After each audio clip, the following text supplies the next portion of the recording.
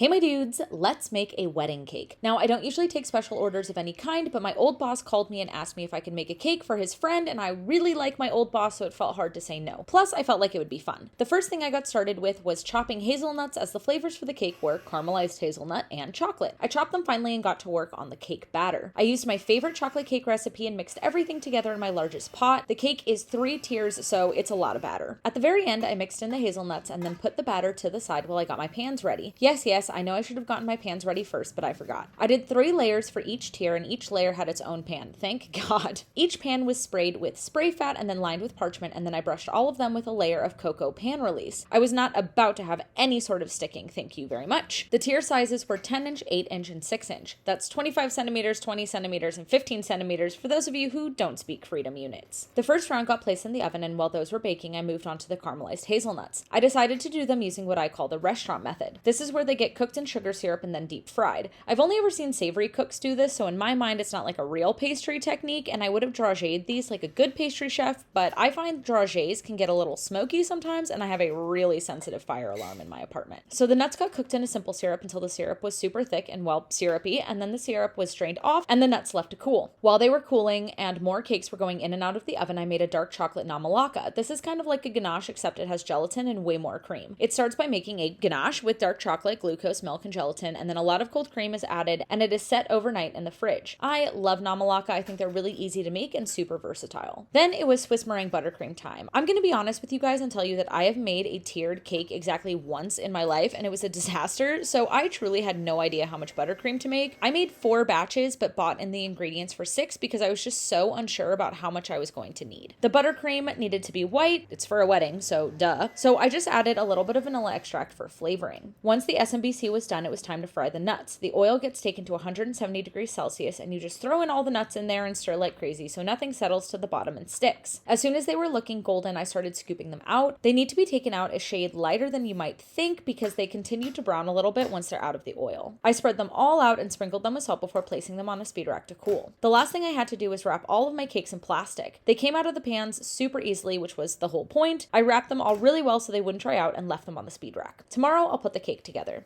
See you then. Hei då!